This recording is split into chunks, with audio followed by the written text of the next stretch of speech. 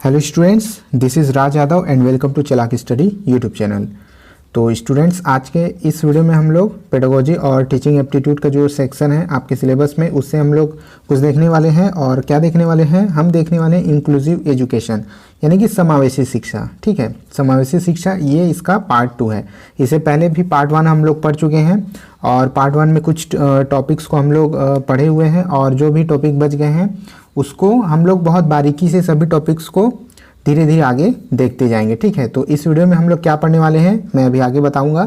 तो जो main topic है वो है इंक्लूसिव एजुकेशन। ठीक है, तो ये वीडियो आपके लिए बहुत ही इंपॉर्टेंट होने वाली है। ये किसी एक जो है टीचिंग एग्जाम्स के लिए ये नहीं है, बल्कि आपके हर टीचिंग एग्जाम में ये काम आएगा। ठीक है, इसलिए बहुत अच्छे से समझिएगा इस टॉपिक को। अगर आप लोगों ने पार्ट 1 अभी तक नहीं देखा है तो नीचे डिस्क्रिप्शन में उसका लिंक आपको मिल जाएगा, वहाँ पर से आप जा करके देख सकते हैं। इसके अलावा चैनल के प्लेलिस्ट में आपको बाकायदा प्लेलिस्ट मिल जाएगी, पेडागोजी और टीचिंग एप्टीट्यूड का सेक्शन आपको मिल जाएगा। उसमें से आप सभी टॉपिक्स को वहाँ पर से देख करके सभी टॉपिक्स को पढ़ सकते हैं। और भी टॉपिक्स हमने पहले किया हुआ है, उनके सभी वीडियोज़ आपको प्लेलिस्ट में मिल जाएंगे। चलिए आगे बढ़ते हैं। तो यहाँ पर अगर आप लोगों ने इस चैनल को अभी तक सब्सक्राइब नहीं किया होगा तो चैनल को सब्सक्राइब जरूर कर लें, क्योंकि इसी तरह के इंपॉर्टेंट वीडियोस आपको इस चैनल पर मिल जाएंगे। इसके अलावा अगर वीडियोस पसंद आता है, मेरा पढ़ाने का तरीका अगर आपको पसंद आता है तो प्लीज़ इस वीडियो को लाइक जरूर कर दीजिएगा। ठीक है, लाइक कर दीजिएगा, साथ ही इसे अपने स्टडी ग्रुप में और अपने दोस्तों के साथ इसको शेयर भी कर दीजिएगा। दोस्तों, हमारे टेलीग्राम चैनल को आप ज्वाइन कर सकते हैं, इसमें आपको इंपॉर्टेंट कुछ पीडीएफ्स देखने को मिल जाएंगे। ठीक है, इसके अलावा अगर कोई भी आपकी क्वेरी होती है आप कमेंट बॉक्स में कमेंट कर सकते हैं, और आपके कोई भी सवाल होते हैं आप मुझे इंस्टाग्राम पर भी फॉलो कर सकते हैं। ठीक है, इंस्टाग्राम पर फॉलो कर सकते हैं, वहाँ पर अपनी कोई भी क्वेरी आप मुझसे पूछ सकते हैं। चलिए वीडियो को स्टार्ट करते हैं। तो सबसे पहले हम लोग देखते हैं कि प्रीवियस वीडियोस में हम लोगों ने क्या पढ़ा हुआ है। प्रीवियस जो टॉपिक्स हैं जिनको हमने क्लियर कर लिया है उनमें क्या क्या शामिल है, सबसे पहले उसको देख लीजिए। हम लोगों ने पहले की वीडियो में क्या पढ़ा हुआ है, कॉन्सेप्ट ऑफ इंक्लूसिव एजुकेशन पढ़ा हुआ है। फिर उसके बाद बेनिफिट्स ऑफ इंक्लूसिव एजुकेशन पढ़ा हुआ है। इसके बाद है अंडरस्टैंडिंग डाइवर्सिटी। फिर है disability as a dimension of diversity. उसके बाद है need and importance of inclusive education. उसके बाद है इंटीग्रेटेड एंड इंक्लूसिव एजुकेशन। और एक टॉपिक जो हम लोगों ने पढ़ा हुआ है वो है फैक्टर्स अफेक्टिंग इंक्लूसिव एजुकेशन, यानी कि इंक्लूसिव एजुकेशन जो समावेशी शिक्षा है उसको प्रभावित करने वाले जो भी घटक हैं, जो भी कारक हैं। तो इतने सभी टॉपिक्स को हम लोगों ने प्रीवियस वीडियो में जो है कवर कर लिया है। तो अगर आप लोगों ने वो वीडियो अभी तक नहीं देखा होगा तो इस वीडियो को देखने के बाद आप लोग जा करके उसको देख सकते हैं, या फिर उस वीडियो को पहले देख लेना आप लोग के लिए ज़्यादा बेनिफिशियल होगा। चलिए स्टार्ट करते हैं। और आज का जो टॉपिक है, टुडेज टॉपिक जो है वो है क्लासिफिकेशन ऑफ डिसेबिलिटीज़। ठीक है, तो ये जो टॉपिक है वो इंक्लूसिव एजुकेशन के अंतर्गत ही आता है। ये आपके सिलेबस में भी दिया हुआ है जो एग्जाम्स में आने वाले हैं। ठीक है, तो हम लोग आज के इस वीडियो में पढ़ेंगे क्लासिफिकेशन ऑफ डिसेबिलिटीज़, यानी कि जो डिसेबिलिटीज़ हैं उसका वर्गीकरण हम लोग पढ़ेंगे। जो अक्षमताएं हैं, डिसेबिलिटीज़ यानी कि जितने भी अक्षमताएं होती है उन सभी के बारे में डिटेल से हम लोग देखने वाले हैं। ठीक है, मल्टीपल क्वेश्चन बन जाते हैं इस टॉपिक से। जो क्लासिफिकेशन ऑफ डिसेबिलिटीज़ हैं उनसे भी कई बार क्वेश्चन बन जाते हैं, क्योंकि आपको तो पता नहीं कि किस टॉपिक से कब किस तरह का क्वेश्चन आ जाएगा, किसी को भी पता नहीं होता। तो हर टॉपिक को जो है बहुत अच्छे से समझना और क्लियर करना आप लोग के लिए इम्पोर्टेंट हो जाता है। तो चलिए जल्दी से स्टार्ट कर लेते हैं हम लोग classification of classification of disabilities. तो इसमें से सबसे पहला टॉपिक हम लोग देखते हैं। सबसे पहला प्रकार क्या है? सबसे पहला जो है वो है संज्ञानात्मक अशक्तता। ठीक है, यानी कि जो डिसेबिलिटी का पहला प्रकार है वो है संज्ञानात्मक, यानी कि कॉग्निटिव इम्पेयरमेंट यहाँ पर हम लोग देखने वाले हैं। ठीक है, ये जो मटेरियल इंग्लिश में है लेकिन बहुत ही सरल भाषा में है, जो भी हिंदी भाषी स्टूडेंट हैं वो बहुत आसानी से समझ पाएंगे। साथ ही इसको मैं हिंदी में बहुत आसान भाषा में डील भी करके आपको बताऊंगा। ठीक है, चलिए देखते हैं संज्ञानात्मक अशक्तता यानी कि कॉग्निटिव इम्पेयरमेंट क्या है इसमें। The term is used when a person has certain boundaries in performing mental tasks or in skills such as talking, taking care of themselves and social skills। कहने का ये मतलब है कि यहाँ पर क्या क्या है, अगर कोई पर्सन है, अगर कोई बच्चा है, ठीक है, एक बच्चे का भी एग्जांपल हम लोग ले सकते हैं। तो अगर कोई बच्चा है जो कि संज्ञानात्मक अशक्त है, ठीक है, संज्ञानात्मक तौर पर वो डिसेबल्ड है, तो वो क्या करेगा, उसकी परफॉर्मेंस जो होगी, उसकी मेंटल परफॉर्मेंस और मेंटल जो टास्क्स होते हैं जिनको वो अपने दिमाग के बल पर करता है, या फिर उसके कुछ स्किल्स हैं जैसे कि टॉकिंग स्किल्स, उसकी बात करने की बात करने की क्षमता है उसकी, वो थोड़ी सी उसकी प्रभावित रहेगी दूसरों की अपेक्षा। इसके अलावा taking care of them self, वो खुद का जो ख्याल रखते हैं, ठीक है, खुद की जो देखभाल करते हैं वो थोड़े अच्छे से नहीं कर पाएंगे। एंड सोशल स्किल्स, उसकी सोशल स्किल्स भी थोड़ी सी कम होती है, यानी कि जो सामाजिक क्षमता होती है, ठीक है, जैसे कि समाज में कैसे घुलना मिलना है, समाज के लोगों से किस तरह से इंटरेक्ट करना है, कैसे बातचीत करना है, ये सभी चीज़ें थोड़ी सी उसमें डाउन होती है। एक ऐसा स्टूडेंट कहा जाए जो संज्ञानात्मक तौर पर थोड़ा डिसेबल्ड है, तो वो अपना ख्याल ठीक से नहीं रख पाएगा, ठीक है, उसके बात करने का टेक्निक थोड़ा अच्छा नहीं रहेगा कि किससे किस ढंग से बात करना है। इसके अलावा जो सामाजिक चीज़ें होती है, दूसरों से घुलना मिलना, अपने दोस्तों के साथ खेलना, इस तरह की चीज़ों में वो थोड़ा सा दूसरों से पीछे रहेगा। इसके बाद है कि children with mental retardation take more time to speak, walk and take care of their personal needs such as wearing, eating. कहने का ये मतलब है कि जो चिल्ड्रेन होते हैं जो थोड़े से मेंटल रिटार्डेशन होते हैं, ठीक है, मेंटल रिटायर्ड थोड़ा सा जो है मेंटली तौर पर दूसरे से थोड़ा कम होते हैं, वो थोड़ा सा ज़्यादा समय लेते हैं बोलने के लिए, चलने के लिए, और ख़ुद का जो ख्याल रखते हैं और ख़ुद की जो ज़रूरत की चीज़ें हैं वो सभी चीज़ें करने में थोड़ा सा समय ज़्यादा लेते हैं, जैसे कि कपड़े पहनना, खाना खाना, ये सभी चीज़ों में थोड़ा समय ज़्यादा लेते हैं। They will learn but take more time in them. ऐसा नहीं है कि वो किसी भी चीज़ को नहीं सीख सकते, ठीक है, उनको किसी भी चीज़ों को सीखना थोड़ा सा मुश्किल ज़रूर होता है, वो हर चीज़ सीख सकते हैं अगर उनको अच्छे ढंग से सिखाया जाए तो हर एक चीज़ वो सीख सकते हैं, लेकिन थोड़ा सा एक सामान्य स्टूडेंट की अपेक्षा थोड़ा सा समय ज़्यादा लेंगे।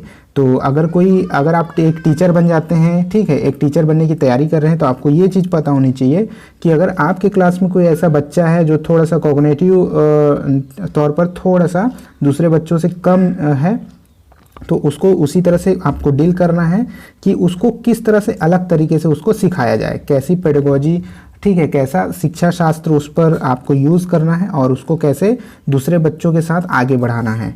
चलिए आगे बढ़ते हैं। आगे देखिएगा क्या दिया गया है। आगे ये दिया गया है कि संज्ञानात्मक अशक्तता का वर्गीकरण, जो हम लोगों ने पिछले जो पढ़ा, यानी कि कॉग्निटिव डिसेबल्ड जो चिल्ड्रेन होते हैं उनका जो है क्लासिफिकेशन यहाँ दिया गया है। एक टेबल यहाँ दिया गया है, टेबल के जरिए आप देख सकते हैं गंभीरता का स्तर, यानी किस तौर पर कितना गंभीर है, ठीक है, उसका जो कॉग्निटिव डिसेबिलिटी है वो कितना गंभीर है। दूसरी तरफ आप देख सकते हैं यहाँ दी गई है आईक्यू की सीमा, यानी कि इतने आईक्यू वाले बच्चों को किस श्रेणी में रखा जा सकता है, ये चीज़ें आपको इस टेबल में दी गई है। सबसे पहला आपको दिया गया है यहाँ पर पहले नंबर पर दिया गया है कम मानसिक योग्यता, ठीक है, कम मानसिक मंदता, यानी कि इसकी जो मानसिक मंदता है, यानी कॉग्निटिव का जो लेवल है, कॉग्निटिव डिसेबिलिटी का जो लेवल है थोड़ा कम है, इसको आप कह सकते हैं लो की श्रेणी में आप रख सकते हैं, ठीक है। तो यहाँ अगर उसकी आईक्यू की सीमा 50 से 75 तक है तो उसको कम मानसिक मंद बच्चा कहा जाएगा। सेकेंड नंबर पर है आपका 30 से 49, यानी 35 से 49, तो 35 से 49 तक के बच्चों को साधारण मानसिक मंदता कहा जाता है, ठीक है, यानी कि साधारण मानसिक मंद बालक कहा जाएगा। इसको आप नॉर्मल कह सकते हैं, जो नॉर्मल कॉग्निटिव डिसेबल्ड चिल्ड्रेन कह सकते हैं। थर्ड नंबर पर है 20 से 34 जिसका आईक्यू लेवल होता है, वो होता है गंभीर मानसिक मंदता, ठीक है, जिसको आप सीवियर कह सकते हैं, ठीक है, सीवियर कॉग्निटिव डिसेबल्ड चिल्ड्रेन कह सकते हैं। तो इस तरह से कुछ होता है। और चौथे नंबर पर होता है 20 से भी कम, जिसका आईक्यू लेवल जिस बच्चे का 20 से भी कम यानी बहुत ज़्यादा, जिसको आप कह सकते हैं गूढ़ मानसिक मंदता आप कह सकते हैं, ठीक है, गूढ़ यानी कि बिल्कुल अल्ट्रा हो जाता है, वो बहुत ही मानसिक मंद बालक है, वो कॉग्निटिव तौर पर बहुत ज़्यादा ही डिसेबल्ड है। चलिए आगे बढ़ते हैं। आगे जो सेकेंड नंबर का यहाँ पर डिसेबिलिटी है ना, जो सेकेंड नंबर का आपका वो है श्रवण बाधिता, ठीक है, श्रवण बाधिता यहाँ पर हम देखते हैं जिसको कहते हैं हियरिंग इम्पेयरमेंट, ठीक है, हियरिंग इम्पेयरमेंट इसको कहते हैं। आइए देखिए इसमें क्या दिया गया है कि hearing impaired children are those who can not apply their hearing to speech. कहने का मतलब है कि एक ऐसा बच्चा होता है जो कि अगर कोई बोलता है तो वो ठीक से उस चीज़ को सुन नहीं पाता है, अपने श्रवणेंद्रियों का प्रयोग ठीक से नहीं कर पाता है, उस बच्चे को श्रवण बाधित बालक कहा जाता है, ठीक है।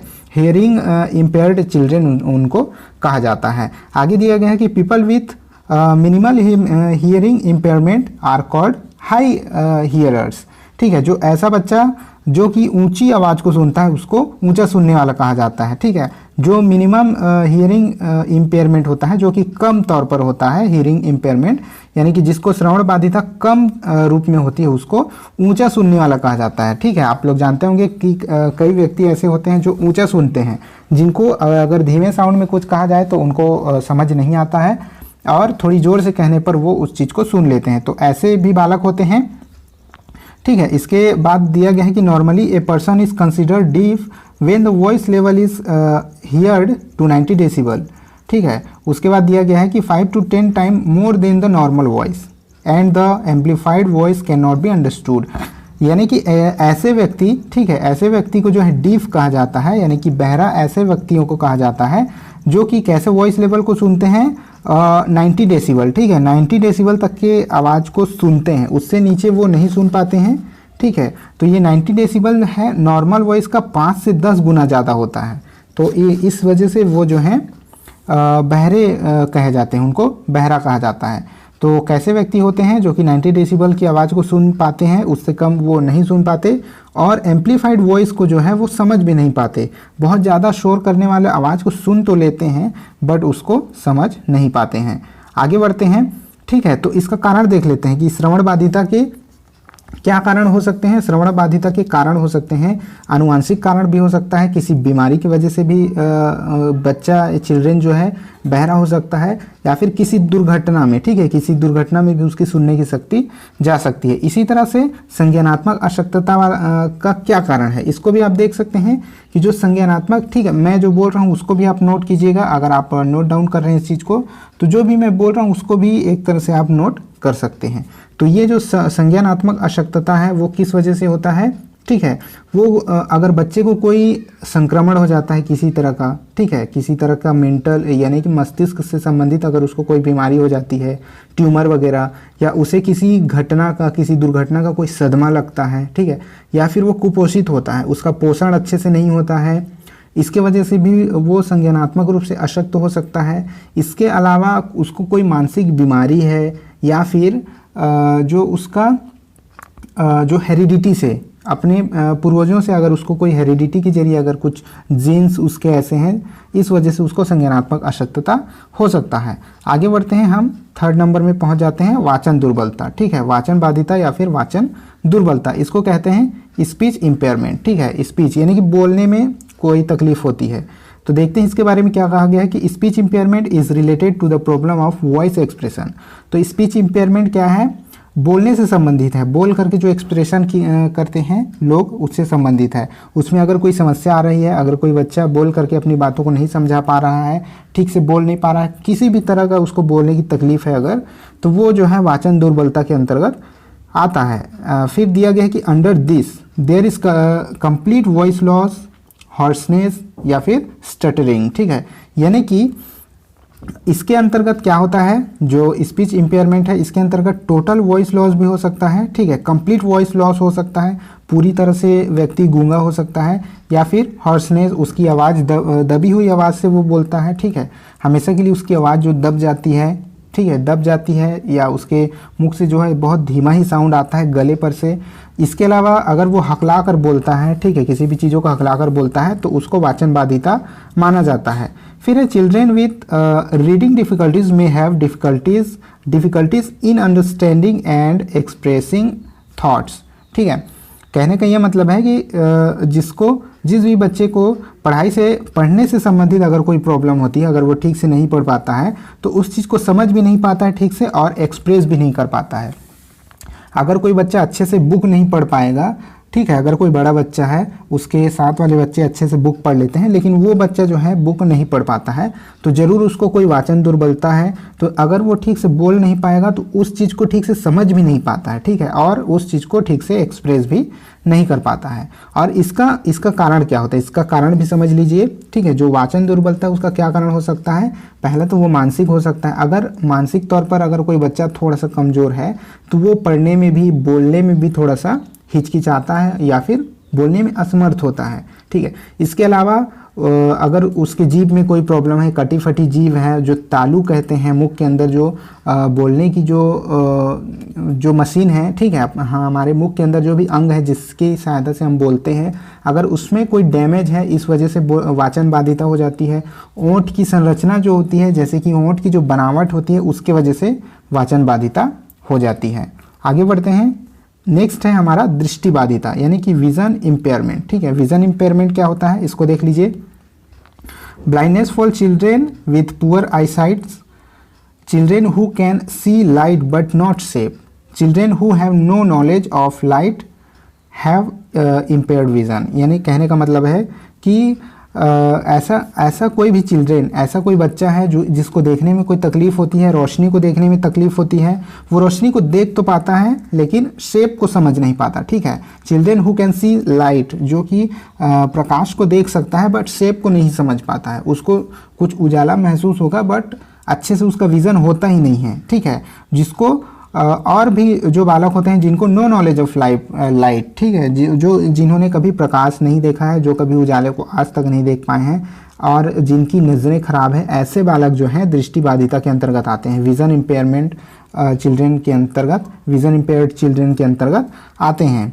इसके अंतर्गत आप देख सकते हैं क्या किन किन चीज़ों को दिया गया है। There are problem with low vision, ठीक है, आफ्टर करेक्शन के बाद भी अगर उनकी आंखें कमज़ोर है, blurring of vision, eye lining, blurry vision, too close और फार साइटेडनेस, ठीक है, distortion of vision, spot ahead of eyes, ठीक है। इसके अलावा ये जितनी भी चीज़ें दी गई हैं आप पढ़ सकते हैं। इन सभी बालकों को दृष्टिबाधित बालक कहा जाता है। हिंदी में आप देख सकते हैं यहाँ पर दिया गया है कि कम दृष्टि में शामिल समस्याएं हैं। कम दृष्टि वाले जो बालक होते हैं, सुधार के बाद भी अगर उनमें दृष्टि का धुंधलापन है, आंखों में परत है, अत्यधिक नज़दीक या दूर दृष्टि दोष है उनको, ठीक है, दृष्टि की विकृति है, आंखों के आगे धब्बे आ जाते हैं, रंगों की विकृति यानी रंग वो पहचान नहीं पाते हैं, रंगों में डिफरेंस करने में दिक्कत होती है।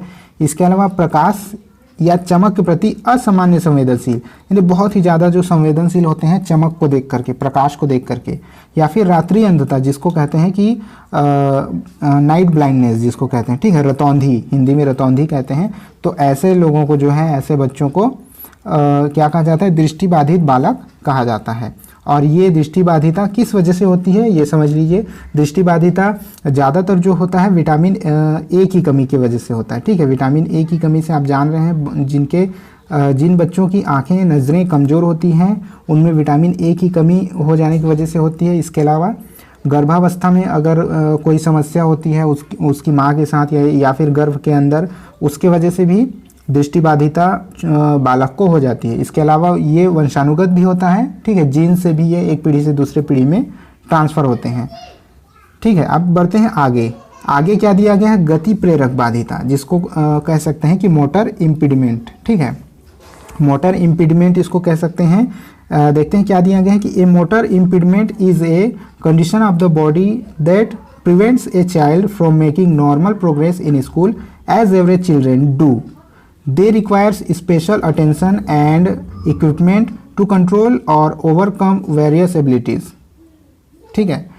तो ये क्या दिया गया है, वेरियस डिसेबिलिटीज़ हो जाएगा, ठीक है। तो यहाँ पर ये दिया गया है कि एक जो चिल्ड्रेन होता है, एक बच्चा है, अगर वो जो है अपने साथ वाले अगर नॉर्मल बच्चों की अपेक्षा, ठीक है, थोड़ा सा प्रोग्रेस में वो कम है। ऐसे बच्चे जो एवरेज चिल्ड्रेन जो कर सकते हैं उनसे थोड़ा सा कम है, उनकी परफॉर्मेंस जो है नॉर्मल बच्चों से कम है, उसकी प्रोग्रेस जो है नॉर्मल बच्चों से कम है, उसकी बॉडी उस तरह से एक्टिविटी नहीं कर पाती है, वो अपने साथ वाले बच्चों के जितना तेज़ दौड़ नहीं पाते हैं, उनकी हाथ अगर काम नहीं करती है वो तेज़ी से लिख नहीं पाते हैं, बहुत ही स्लो लिखते हैं। तो ऐसे बच्चों को गति प्रेरक बाधित बालक कहा जाता है, जिसको मोटर इम्पीडमेंट कहा जा सकता है, ठीक है।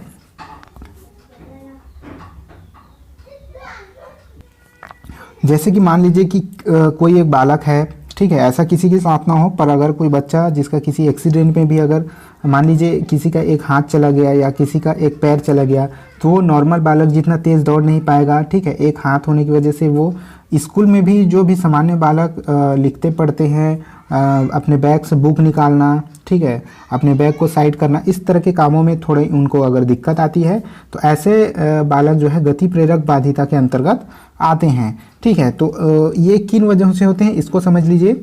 ये कई बार जो है जैसे मैंने कहा कि दुर्घटना की वजह से भी होती है। इसके अलावा अर्थराइटिस आपको पता होगा, ठीक है, अर्थराइटिस यानी हड्डियों के जोड़ में कुछ केमिकल वाली जो बीमारी है, ठीक है, हड्डियों के जोड़ में जो दर्द होता है उस वजह से जो है गति प्रेरक बाधिता आ जाती है। इसके अलावा गठिया जो है, जो अर्थराइटिस आगे बड़ा होकर के गठिया रोग हो जाता है। उसके अलावा अगर रीढ़ की हड्डी में कोई प्रॉब्लम है, सिर में कोई चोट लग जाती है, ठीक है। इसके अलावा एक पार्किंसन बीमारी होती है जिसमें कि मांसपेशियां कठोर हो जाती हैं, ठीक है। तो इस तरह की बीमारियों में जो है गति प्रेरक बाधिता उत्पन्न हो जाती है।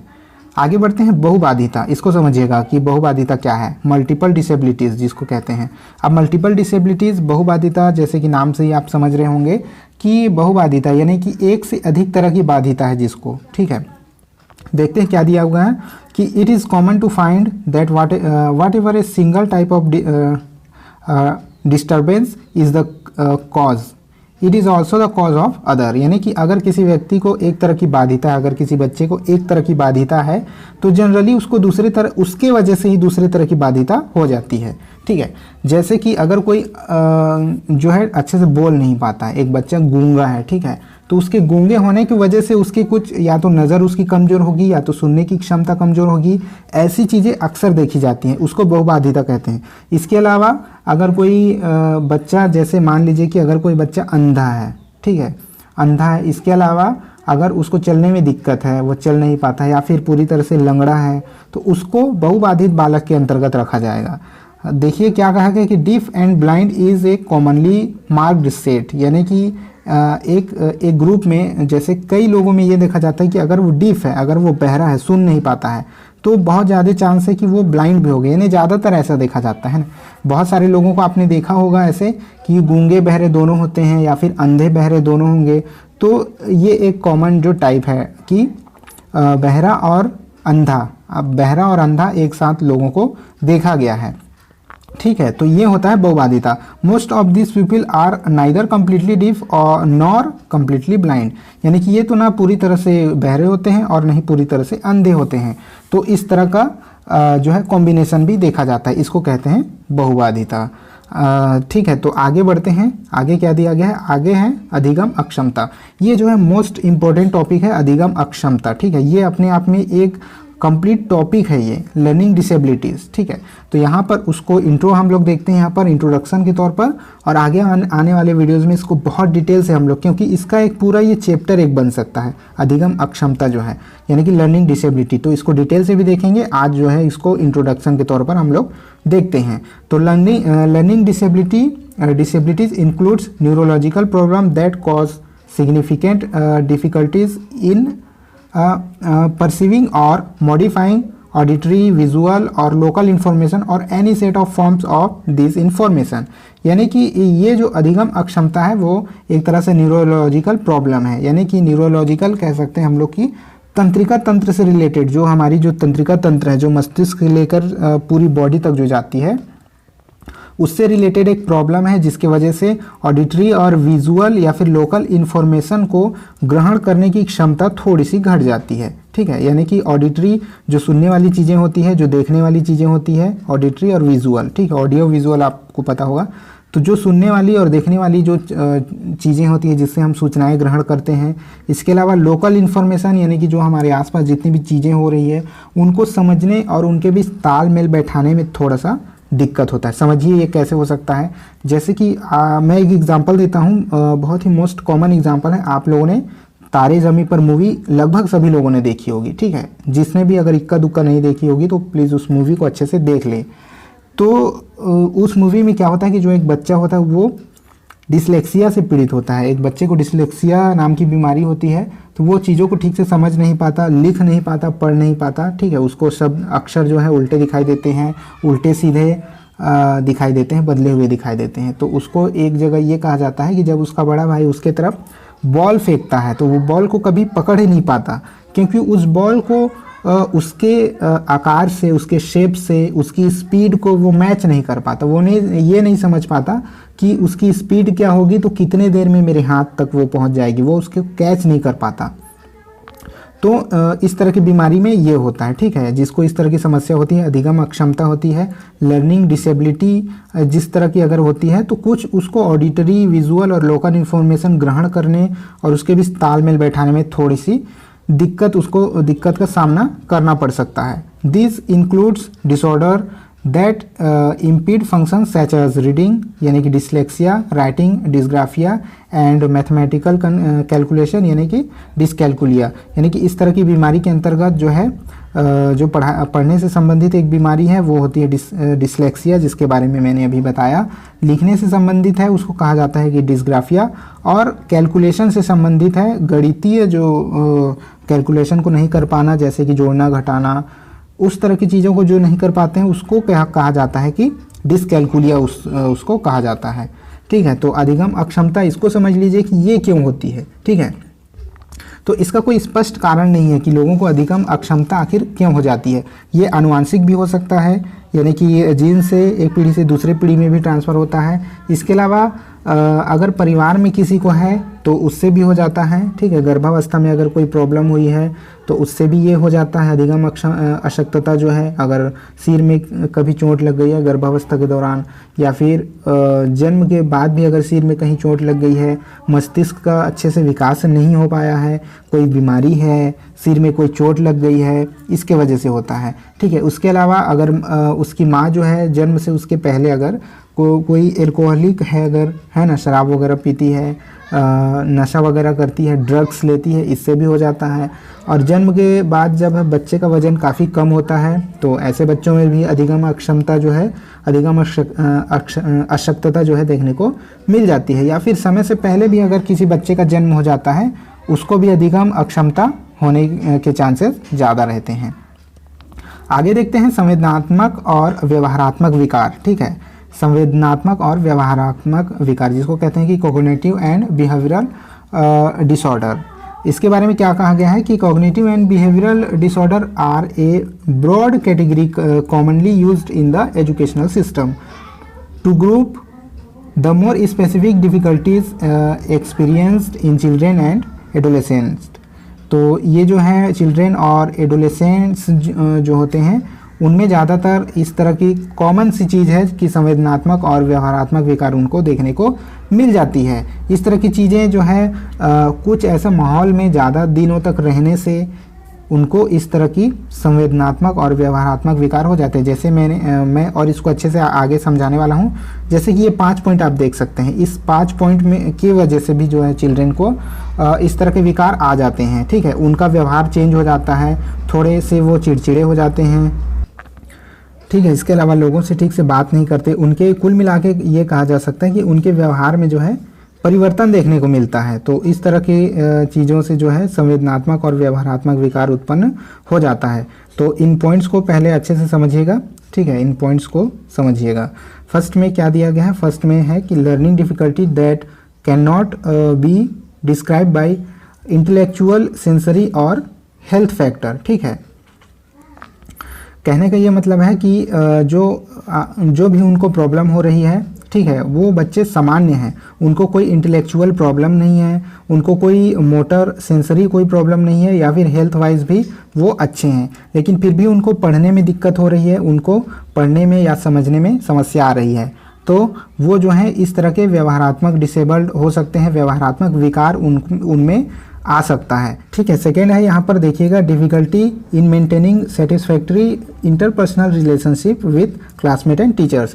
यानी कि अगर कोई बच्चा अपने क्लासमेट से, ठीक है, अपने क्लासमेट से या टीचर से अगर इंटरपर्सनल रिलेशनशिप, जो भी एक रिलेशनशिप होता है जो स्टूडेंट और टीचर के बीच, अगर उस तरह का कनेक्शन वो ठीक से नहीं बैठा पाता है, या अपने पीयर ग्रुप्स के साथ, अपने क्लासमेट्स के साथ एक अच्छा रिलेशनशिप मेंटेन नहीं कर पा रहा है काफ़ी टाइम से, तो ऐसा समझा जा सकता है कि उसके व्यवहार में जो है बदलाव आ रहा है, उसको व्यवहारात्मक विकार हो गया है, ठीक है। इसके बाद देखते हैं थर्ड नंबर में क्या कहा गया है कि feeling of inappropriate behaviour under normal circumstances, ठीक है, यानी कि नॉर्मल सर्कमस्टेंसेस जो उसके नॉर्मल बदलाव हो रहे हैं, यानी चीज़ें सभी चीज़ नॉर्मल हो रही है, लेकिन उसका जो बिहेवियर है, उसका व्यवहार है वो इनएप्रोप्रिएट है, उसका व्यवहार थोड़ा अजीब तरीके से जो होना चाहिए वो नहीं है। काफ़ी समय से अगर उसका व्यवहार बदला बदला लग रहा है तो समझना चाहिए कि उसको व्यवहारात्मक विकार उसके अंदर आ चुका है। फोर्थ है कि a general pervasive mood of sadness और टेंशन, यानी कि बहुत अजीब तरीके से अगर काफ़ी टाइम से अगर उसका मूड जो है सैडनेस और टेंशन से भरा हुआ है तो आप ये समझ सकते हैं कि उसका व्यवहारात्मक विकार उसके अंतर्गत आ चुका है।